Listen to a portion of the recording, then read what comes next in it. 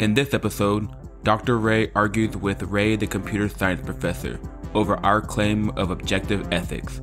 Welcome to the Bottom Turtle Podcast.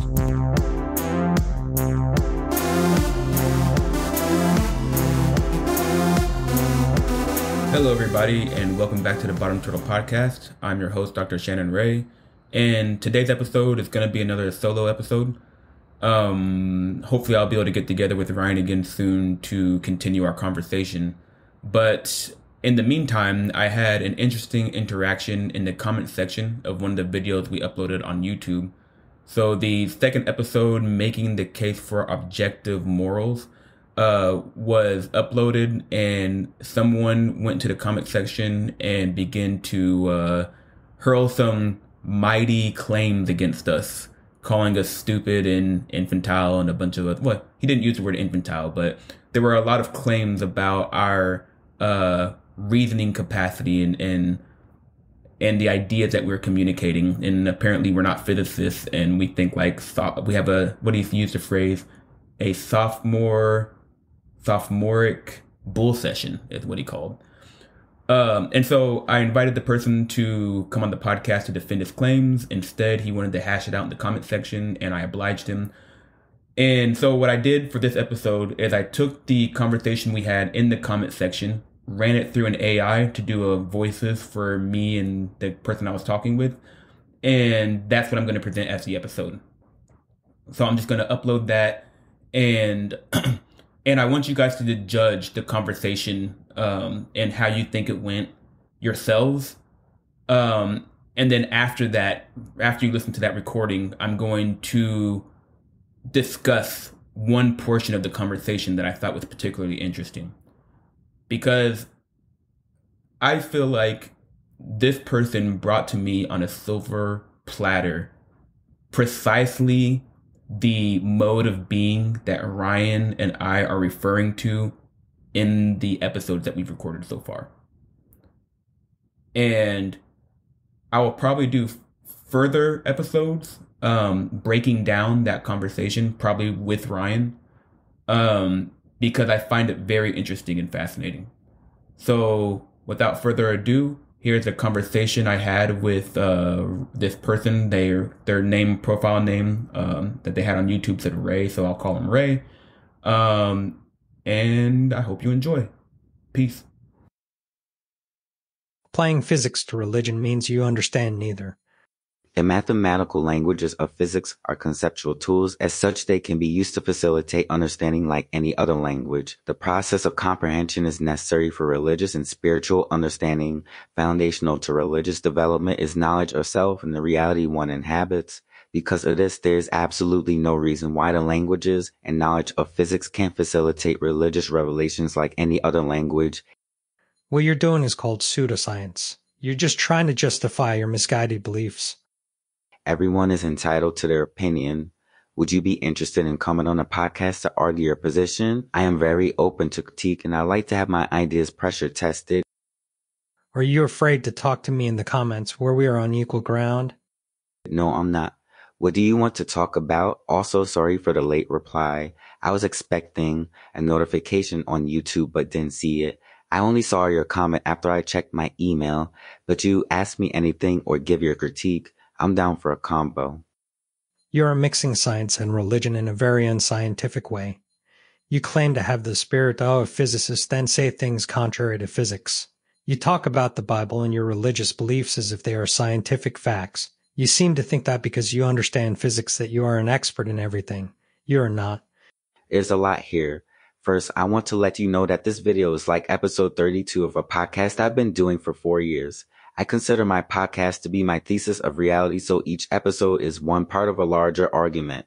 I don't expect you to listen to the whole thing, but I think your first claim that we are approaching religion in an unscientific way might be assuaged a bit if you understand the broader context in which words and ideas are defined. For instance, the episode's spirit and waveforms might make the use of the word spirit seem less religious-y. Second, when I say I have the spirit of a physicist, I'm merely saying that I can create reality/art in a way that is consistent with someone with a theoretical physics, which I have.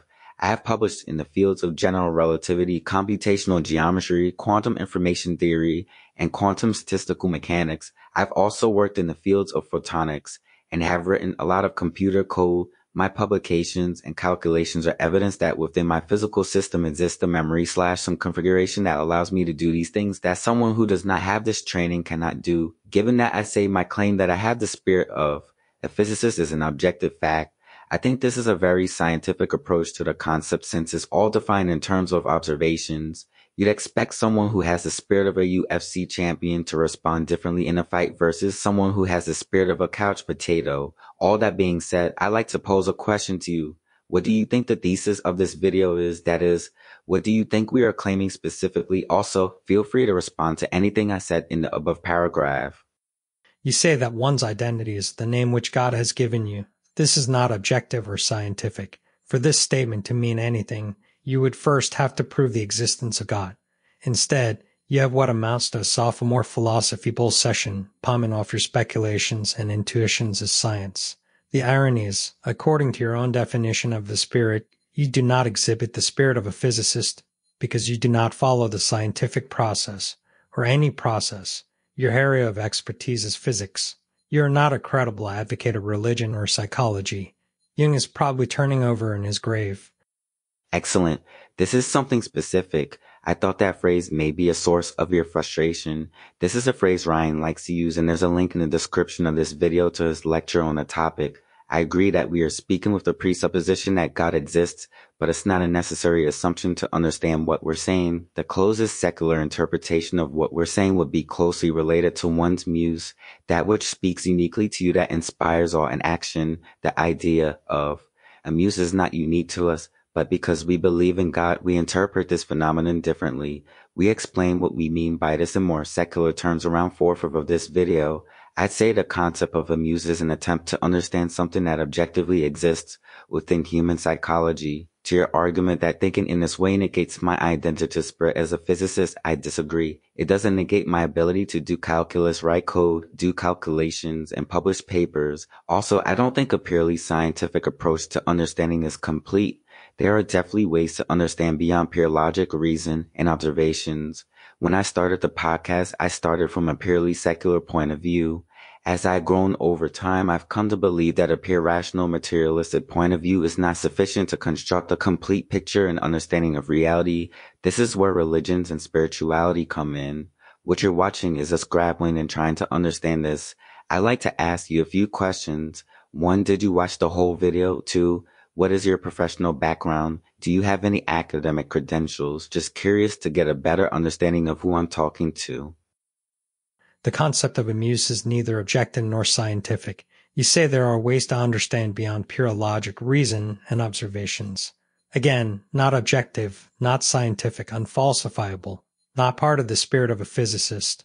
To answer your questions, 1, I watched the first hour of the video, then looked at some of your other videos. 2, I've never had someone ask for my credentials in a YouTube comment. But I'm not surprised because you two keep flaunting yours. I have a E in computer science and taught it for 25 years. I don't pretend to know much about physics, but I've known many physicists and mathematicians and scientists from other disciplines. Many were religious, but they never tried to present their religious beliefs as science. Nice. It's actually interesting. I think more in spiritual and religious terms because of a friend of mine who is a computer scientist. He was a former Zen Buddhist, but now has a different contemplative practice.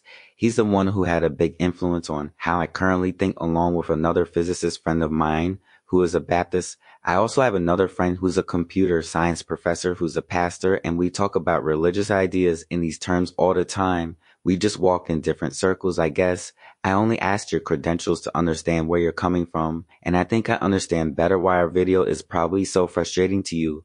As for Muse, I could argue for its objective and scientific nature. To do that, let's first separate the concept into 2. First, there's this nature as the word / label Muse that points to a specific concept in the space of concepts. And second, there's the actual phenomena based on experience that the word points to. As a word, it must contain objective meaning because it is successfully being used as a tool for communication in this conversation. This means I can predict with some certainty how this word will program your mind in the space of concepts. That's why I'm using this word as opposed to banana, for example. In a sense, the concept of muse is objective since its meaning, to some degree, is independent of my and your subjective understanding of the word. Otherwise, it couldn't be used for communication. Second, the phenomena associated with the word can be studied scientifically because the word objectively points at concepts related to inspiration or the creation of art, etc., and not bananas. Then when people use the word to describe their experiences creating art, for example, then others can engage in the same activity and reflect and study their experience.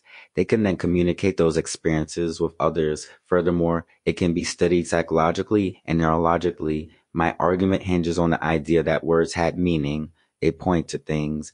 As such, when words point to psychological experiences, they can be studied as such. As for the idea that not objective, not scientific, unfalsifiable implies not suitable for understanding or coming to truths, I have to disagree again, mainly because all truths discovered depend on sensory inputs and experience. Because of this, they can't be untangled from subjective experience, and it's not possible for you to scientifically determine the subjective experience of another. At best you could do is make observations through your own sensory subjective experience about what another person is experiencing. Therefore, the truth revealed to someone through subjective experience is in the realm of the unfalsifiable, but you wouldn't say to someone who has had a deep experience of love or something else that the truth revealed to them through that experience is invalid because it can't be falsified.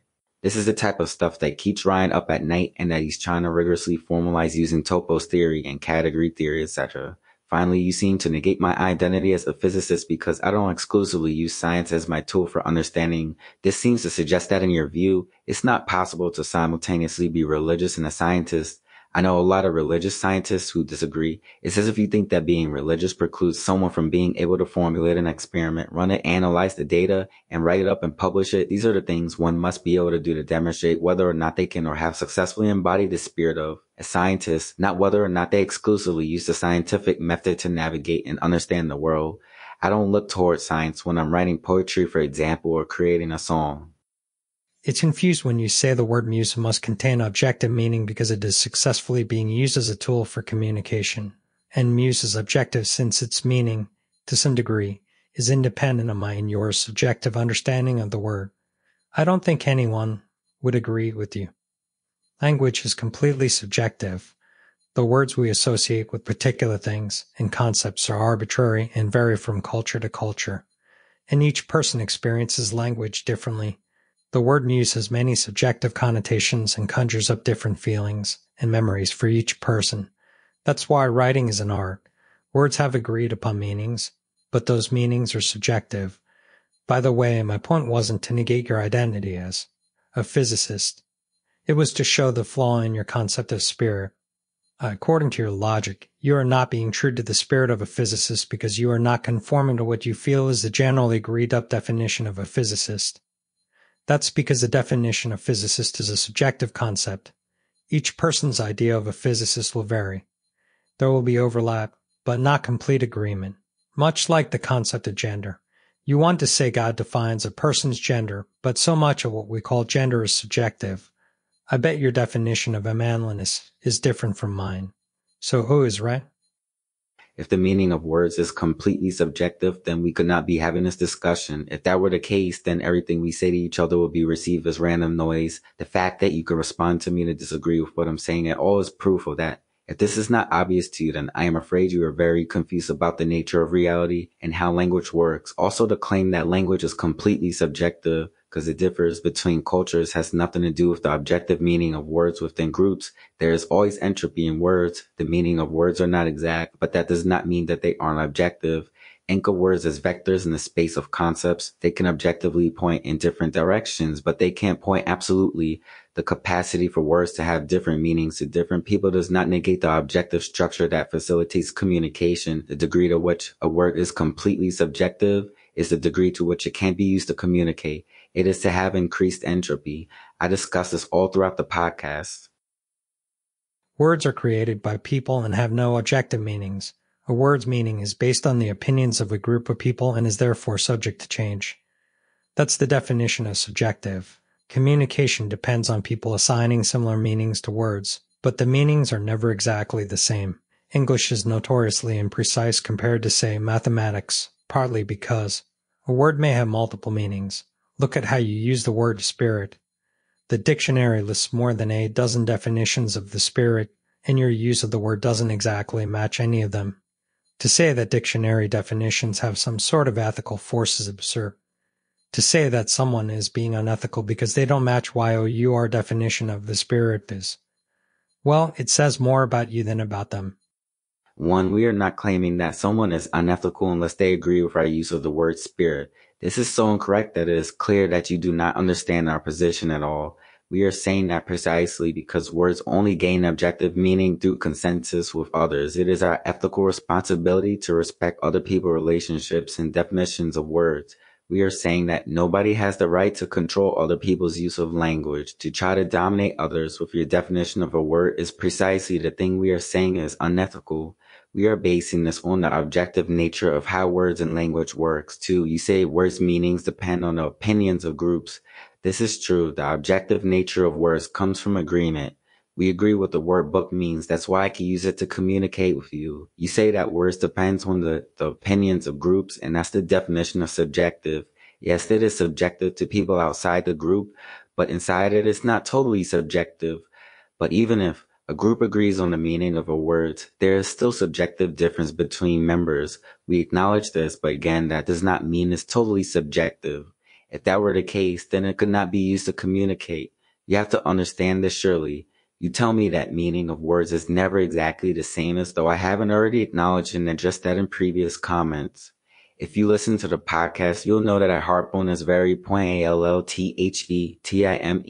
A lack of exactness does not mean no objectivity. 3. Your statement about the difference in precision between English and mathematics is true. Mathematics is far more precise, thus decreasing the chance of miscommunication. What we're doing here is constructing a language based on things that can be observed. We define spirit in the way we do because our definition is totally based on observation. Spirit being based on how someone programs and is programmed by the universe is to say that you'll know them by their fruits or art. How they create reality. This is a very scientific approach to defining words because it's based on observation. We then use the language we create to examine religious and philosophical ideas, etc. Ultimately, we are basing our claim that it is unethical to try to control other people's use of language based on the objective truth that anyone can verify that language only works when there is shared meaning of words across those communicating. Shared meaning is a limiting factor to communication. As such, the words don't belong to anyone and are instead shared on a network. This is why it is unethical to try to control others' use of words. I can't go to the physics community tomorrow and demand the proton means derivative noun. The words don't belong to me. Thinking I can do that is to be very narcissistic. The objective nature comes from people sacrificing their subjective freedom to define the meaning of words and labels to be part of the network of shared meaning. This allows for a shared language, which allows for shared models of reality and shared spirit as we've defined it. We are saying at the foundation of ethics is respecting people's subjective freedom. You have the right to try to convince others to use your words, but you don't have the right to demand that they do. I apologize if I misrepresented your position. You say you use language to examine religious ideas.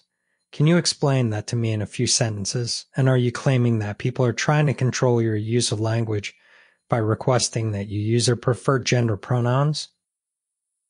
I really appreciate your apology. It means a lot. As for explaining how this language we're creating interacts with religious ideas in a few sentences, I'll do my best. First, I want to acknowledge that the definition of spirit given here is consistent with the dependent origination principle in Buddhism. This is because by defining spirit in terms of interaction, one's spirit is understood based on how something interacts with the set of all things it could interact with, which is associated with your relationship to others and your surroundings.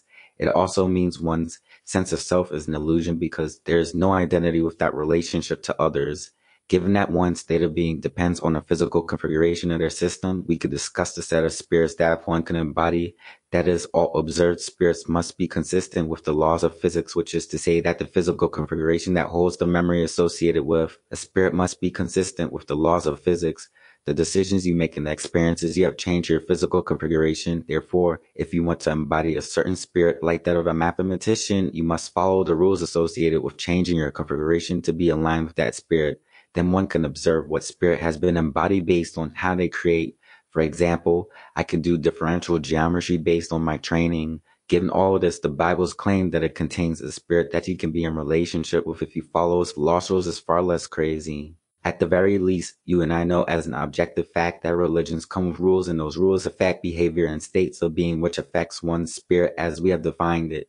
In this very episode, we are discussing the idea of spirit and obeying God's law in this context, and we are saying this need to follow laws is true for any identity that one wishes to conjure from the set of all spirits that could be embodied or conjured. This is just the tip of the iceberg, but that's why I created the podcast over the last 4 years, to construct a set of shared terms with clear meanings and reasons for their meanings based on physical observations that anyone can verify. As for your question of if I'm claiming that people are trying to control my language by requesting I use their preferred pronouns, the answer is no. I'm claiming they are trying to control my language when they try to force me to use their preferred pronouns and words.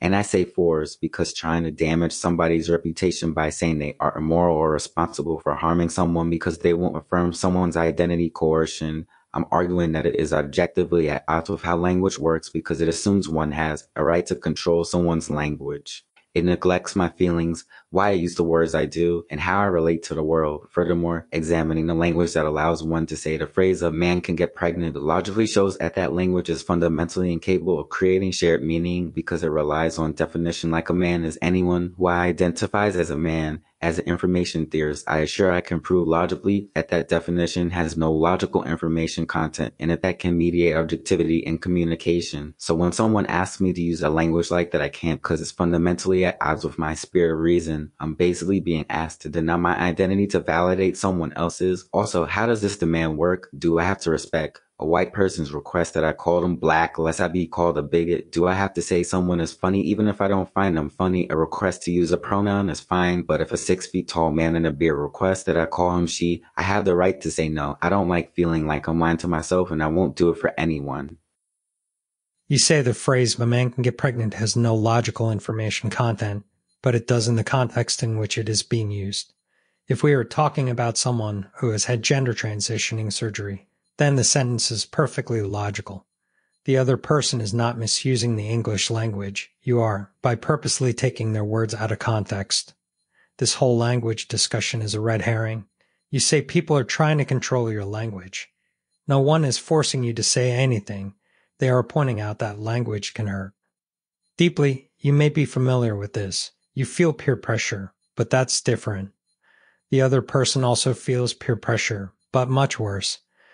They feel you are denying their identity, and you have the power to do this because you are in the straight majority. For the same reason, they don't have the power to control your gender identity. They don't have the power to do anything to you, except make you feel angry or guilty. It is a terrible, selfish thing to deny someone their identity. These podcasts seem to be an attempt to justify bad behavior. But it doesn't in the context in which it's being used. I used to think this as well until I actually looked deeper into the language of cis and non-cis. At the core of this language are definitions like a man is anyone who identifies as a man and a woman is anyone who identifies as a woman. This is a pure subjective definition. It literally justifies all characteristics because the only criteria is self-identification. As such, it can't function as a label vector because it points to all things equally. That being said, I find your ending sentence proves my point. You say we are justifying bad behavior, which means you're making a moral or ethical claim. You seem to think there's some sort of objective moral imperative for others to validate other people's identities.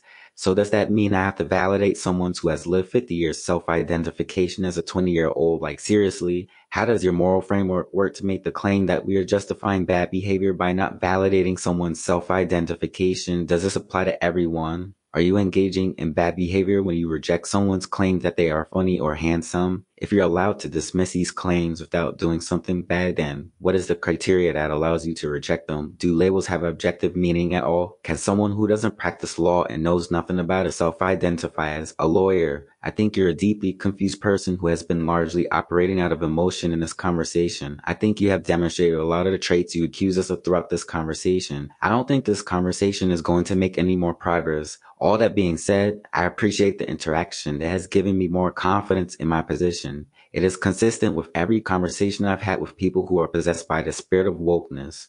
Good day, and I genuinely wish you the best. So one thing that bothers me about this whole discussion on gender and gender identity is people always make the statement, oh, what's the big deal? All you're doing is affirming someone's identity, or all you're doing is being nice.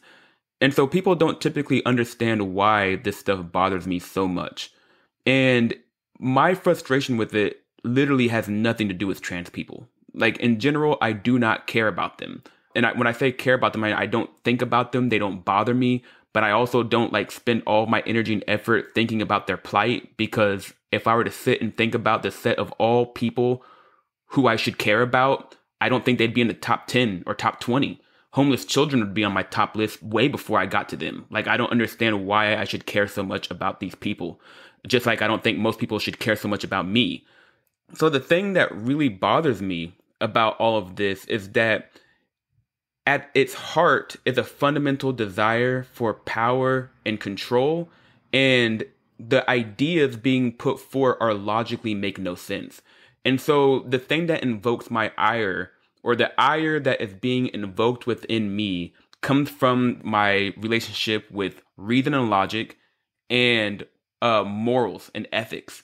That's what bothers me so much about this. And so from this conversation I had with this Ray guy, who is a computer science professor, so he has a PhD in computer science. He's been teaching it for 25 years. And I think he is a perfect example of what bothers me so much. And so, you probably have just listened to the conversation I had with him. And I think the perfect phrase that I want to break down that demonstrates my problem with these ideas is the phrase he said, "It is a terrible, selfish thing to deny someone their identity." And so let's think about that. Okay? And let's think about it logically, and let's think about it in terms of the nature of reality. Let's start off with undeniable truths about the nature of reality so we can break down why that statement makes absolutely no sense. So the first thing that needs to be understood is that words only gain meaning through agreement. This is something from our conversation that we both agreed on. It took a while for us to get there, but at the beginning of the conversation, Ray kept suggesting that words are totally subjective. And I was pointing out, well, that can't be true because I'm using words to communicate with you. So that means that there has to be some meaning in those words that's independent of how you feel and on how I feel. Otherwise, I couldn't use them to communicate with you. The fact that you can comprehend what I'm saying means that there has to be something within the words that I'm using that has meaning independent of my feelings and your feelings. And so this is how the nature of objectivity is manifested through language. It is through consensus and agreement. There must be some mutual structure, some mutual information that exists within you and me for you to comprehend what I'm saying. If I only spoke Chinese, then you wouldn't understand anything. And when you learn Chinese, you are literally changing the physical configuration of your body, of your system, to encode, to gain the memory of some structure that can encode and decode Chinese, or to read and write. So it's an actual physical structure within you that allows you to comprehend what I'm saying. So this is how objectivity manifests itself in language. It's through consensus and agreement. So that's the first thing that we have to agree on. That's number one. That's the first thing we know as an objective fact, an undeniable objective fact. Okay, here's the second objective fact that we know. When somebody comes and claims an identity, they must invoke the language to make the claim, because that's how we communicate, right?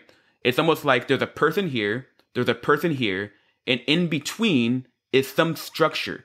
And so if this person wants to make a claim to this person, they have to invoke this structure. And again, this structure is an actual physical structure, an actual object that is stored as memory in each individual who's communicating. So it's not some sort of metaphor. It's not some sort of purely conceptual thing. It's an actual physical object. The thing that allows this person to communicate to that person. It's a physical object.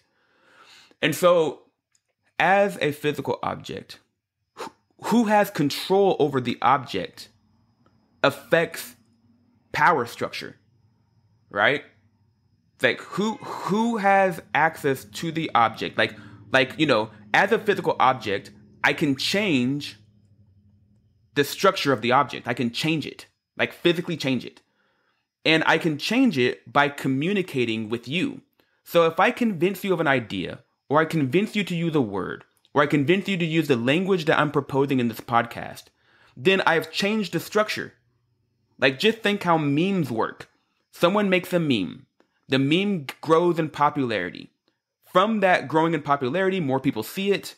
Therefore, the information associated with the meme is physically stored on more individuals, such that when I come to use the meme, it will actually mean something, as opposed to a meme that is only known between me and a friend of mine, right?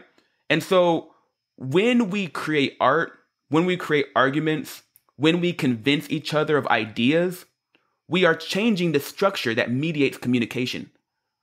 And then the spirit associated with us gains power. Just think about what it means to be a celebrity. Just think about what it means to be able to create movies and to control media. We know that as an objective fact, that the mutual information shared between individuals contains power. Clearly. Okay? So that's an objective fact. So that means that if someone has an identity that is antithetical or has nothing to do with the shared meaning between individuals, then they are implicitly asking us to change the structure. Okay? So that's another objective fact. So in the conversation with Ray, we talk about the phrase, a man can get pregnant. And so in Ray's worldview, if a biological woman comes to you and says that they are a man, then for you to say, no, you are not a man, is, as Ray would say, a terrible, selfish thing to deny someone their identity. That's his claim. So let's think about that. So within the definition of man and woman that everyone had up to 10 years ago, the idea that a man could get pregnant is an impossibility. And in fact, you can essentially define man as the configuration of human that has zero chance or zero capacity to get pregnant. You could literally define, like in the past, a man could literally be defined as that human configuration which has zero capacity to get pregnant. And for anyone listening to this who wants to bring up sterile women, just stop, because you're trying to avoid the conversation we're having. That has nothing to do with it. Because if someone merely gave you the information that there is a woman, or if you were having sexual relationships with a woman prior to knowing she was sterile, then you could mistake that person for a person who could get pregnant. This is something you could never do with a man. You can never, under any circumstance, given the prior definition, assume that a man is pregnant. So that means if I am to take the phrase seriously, a man can get pregnant, then you must be using some word that's different than what was the consensus understood word. Which means if you're asking me to take that phrase seriously, you are implicitly asking me to give you power to change the structure that mediates communication. That's what's implicitly being asked in Ray's phrase. He's implicitly asking for power over the structure. So this is one reason why the idea that denying someone's identity is some terrible moral failure makes no sense. Because this person is essentially demanding or claiming or desiring control over our structure that creates shared reality. And why should we give that to them? What have they done to earn it? Like, I'm creating this podcast right now. I am literally engaging in this moment in an attempt to gain power on the network through influence and through convincing people. Right? Now, if I just said to you, you're a terribly bad person for denying me, you'd be like, who are you? What makes you so special? So that's the first thing that needs to be acknowledged about why that phrase doesn't make any sense. And it's the example that I used in the first episode of this season of the podcast when I was making the argument that if a person comes to you and says that they're straight, but they only have sexual relations with someone of the same sex, then you can easily say, no, I don't agree with you. No, I don't have to affirm that. Because they are taking a word that has a meaning that we can use to communicate with, and they're claiming an identity that's antithetical to that word. It's really that simple. Like, this is not very complicated. This is not a very complicated, like, idea to think through. But ultimately, what's being done is that Ray is making a moral claim. And somewhere through the conversation, he says something like, all these episodes of this podcast are designed to do is to justify bad behavior. So he's saying something like, me making the argument that I just made implies bad behavior somehow. So he's making a claim about morals. He's saying that we have some sort of moral imperative to validate someone's identity, even if that identity they're claiming is antithetical to the label that we all understand. So now studying what he said from a perspective of morals, because I'm saying that, like, this starts off as not making sense in terms of how language works, but it also doesn't make sense morally at all. So my question to Ray would be, how does your moral structure work? Okay? Because you're saying that if you deny someone's identity, you have done something immoral. What a terrible thing you've done. Okay, well, what if a white person comes to me and claims to be black? Do I have to validate their identity? What about Rachel Dolezal? Is everyone who shamed her for claiming to be black immoral? What if someone who says that who claims to be funny isn't funny? What if someone claims to be a cat? So the question is, Almighty Ray, who is claiming the spirit of objective morals, how does your moral framework work? If it is okay for you to deny the identity of someone who claims to be a cat, or someone who claims to be funny, or someone who claims to be black, why? Why are you allowed to do that? So I feel like he has three options to address this. One, he actually has an argument for why trans people, or this specific instance, is a special case. So maybe he has an argument. I don't know. But he has to make an argument for why this is a special case. Two, he is making a special pleading fallacy. He's just saying something like, well, for these people, you can't deny their identity, but for these other people, a white person who claims to be black, you can deny their identity. And it's like, okay, well, why? Or three, he has to apply this moral belief that he has consistently across the board, which means that there is no circumstance in which you're ever allowed to disagree with anyone's claim to an identity. And if that's the case, then that will literally degrade the structure that mediates communication, because now every label associated with an identity justifies everything. There's literally no means to say whether or not someone is making a valid statement or not, because you have to validate everyone's identity, which then will actually lead to purely subjective words, because now each word will depend on each person's self-identification. So again, I would really like to get an answer, if anyone who's listening to this, for someone to explain to me how that moral structure works. What's your moral framework look like? Because in these episodes of the podcast, which I'll put a link up, that this comment section occurred in, Ryan and I are making our argument for what morals and ethics look like and how they work. And it's based off of respecting everyone's subjective freedom, which is to say, I don't have the right to demand that you use my words. You can choose to listen to me or not. And I'm not going to say you're immoral if you choose not to. That's crazy. And another thing that I really want to ask is, if you're immoral for rejecting someone's identity, we know from what we just said that implicitly there is a for someone to claim that you must respect the idea that a man can get pregnant.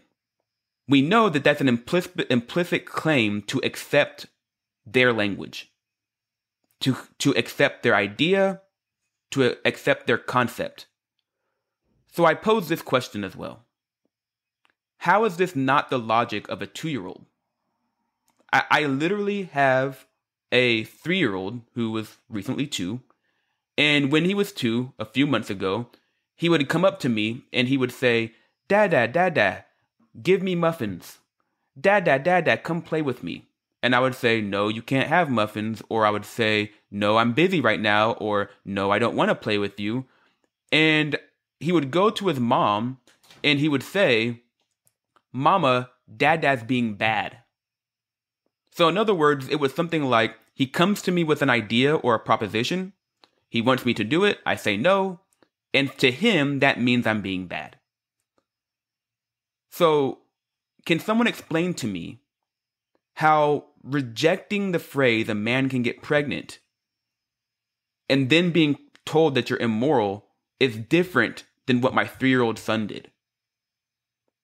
Like, that's another thing that I would need someone to explain to me on how this supposed moral structure that Ray is suggesting works.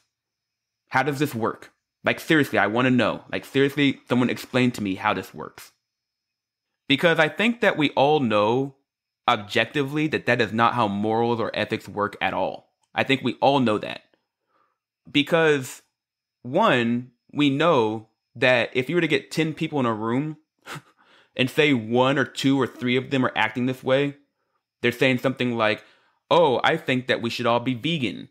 And then you're like, no, I don't want to be vegan. I don't agree. Or something like that. Or maybe you're like, yeah, maybe we should all be vegan, but you disagree with the method for becoming vegan or whatever. And then they go to the other people in the group and like, that person's bad because they don't agree with me.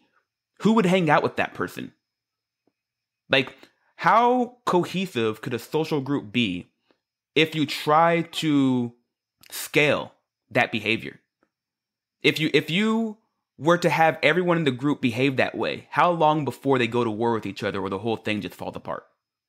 We all know that that's not how ethics or morals work. We know that I can't demand that you listen to me or agree with my ideas. That's madness. And so we also know that this is objectively immoral because when my 2-year-old son goes, Dada's being mean or Mama's being mean because they won't do what I want, we both go, that's not how that works, son. Just because someone doesn't do what you want doesn't make them a bad person. And we both know that when we say that to him, that's the proper thing to say. We know that that's how you socialize children. If you were at the park and you saw a kid playing with another kid, and then one kid goes to Jimmy, hey, Jimmy, let's play hopscotch. Let's play Connect 4, Jimmy. And Jimmy goes, I don't want to do that. And then the little boy went to his mom and was like, Mama, Jimmy's bad because he won't play hopscotch with me and he won't do what I want to do. And the mom goes, you're right. Jimmy's an asshole. Jimmy's a bad person. What would you think of that parent? What would you think if someone did that? And so basically my argument is that the claim that you are selfish for denying someone's identity is not a complicated thing to break down as nonsense. Because you have to invoke a language to claim an identity. You have to. And the language only gains meaning, is only useful to the degree to which there's consensus. Which means there's a meaning of the word independent of how people feel. And so if someone claims to be a cat when they're clearly not a cat, you can say that they're not.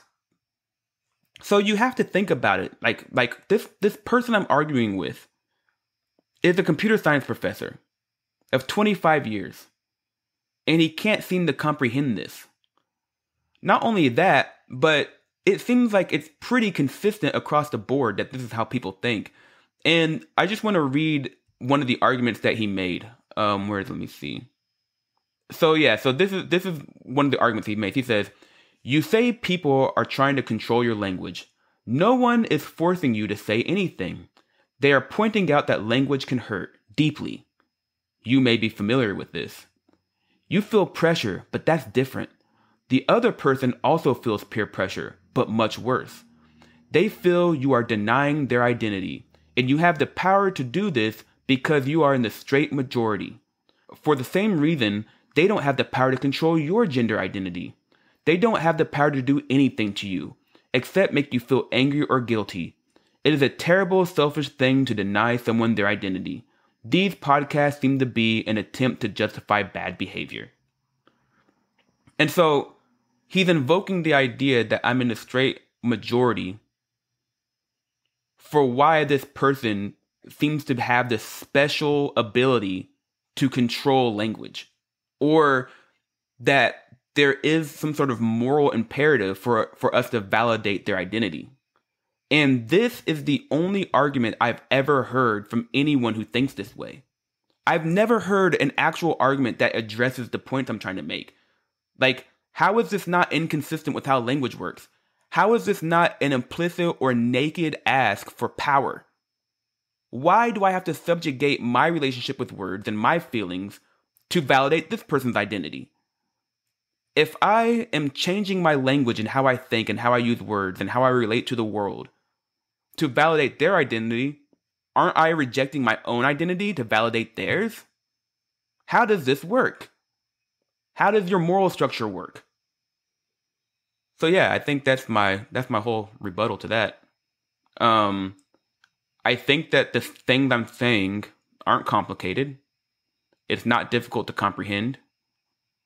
Ultimately, the only argument I've ever heard comes down to something like a 2-year-old or a 3-year-old would say, "You don't agree with me, therefore you're bad." And I think we really need to stop to think, how is it that an idea this shallow could gain so much power? And I think that the idea that I'm not allowed to ask these questions is an affront to logic and reason and morals. Why? Like, did anything I say just now, was any of it contingent on hatred for trans people or bigotry at all? Any of it? Like, how are these questions not allowed to be asked without being told you're immoral? That is not an argument. That's not an argument. And the idea that this could gain this much power without being questioned should really be confusing and frustrating and make no sense. This is why this stuff bothers me so much. It's just pure logic, reason, ethics, and objective reality. What is going on here? How does this work? Can someone explain that to me? Yeah. It's just, to me, unless someone, and that, the thing is, I'm really open to someone telling me, like, what I just presented, tell me why it's wrong. What did I get wrong? What did I say that's total nonsense? And if you can explain to me why what I said is actually nonsensical or immoral, then I'm more than happy to change my opinion. But until someone addresses my questions without calling me immoral for merely asking them, I'm just going to keep thinking everyone's crazy. Yeah. So from my perspective, the only way something like this could gain power is if people are deluding themselves. People are being delusional. And the spirit of wokeness seems to gain power through delusion, deceit, and coercion. Because let's not kid ourselves. At the foundation of this idea is an attempt to change language, which is an attempt to gain power. If anyone's going to deny that having control over the means of communication is gaining power, then I'm so sorry for you. You're confused. Anyway, that's all I got. Hopefully you guys enjoyed my little rant, and I will be breaking down this conversation with Ray in more detail later because there's a lot to dissect there. So thank you for listening. Peace. If you found my argument against these ideas unique because I'm basing it off of the state of reality and how it works, please subscribe to the podcast. Please share this with other people. If you found this argument compelling, please share it with other people, because I think that this needs to be questioned in this way. And I think that this is a good argument to hand to people who don't want to go along with the idea that you just must affirm people's identity, otherwise you're a bad person. So please share it with people. Please like and subscribe the video. Please like the video and subscribe to the channel. And you can check out the rest of my podcast on YouTube and on Apple Music and on Spotify and wherever else you can get your podcast. So stay turtling, my friends. Peace.